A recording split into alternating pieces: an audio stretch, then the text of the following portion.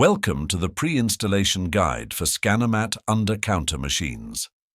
Every cabinet with an under-counter machine from Scanomat must be prepared with plumbing to supply fresh water and drainage.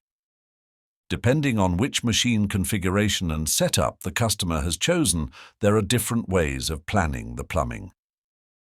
Please be advised of the correct specifications and plumbing requirements in the Scanomat pre-installation plumbing guide. The water supply and waste drain for the Scanomat machine must be mounted in the adjacent cabinet. Here we are showing the plumbing installation in the sink cabinet, to the left of the cabinet for the machine installation. For the wastewater, we have mounted a Y branch on the drain pipe from the sink.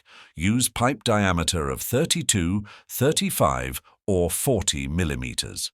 The water outlet must be mounted minimum 250 millimeters above the cabinet bottom and have a 3/4 connection thread. Here the connection is combined with the water outlet for the sink faucet with a double connector that can also accommodate water supply for a dishwasher. With both the water supply and waste drain mounted, the plumbing installation is ready for our technicians to install the Scanomat under-counter machine.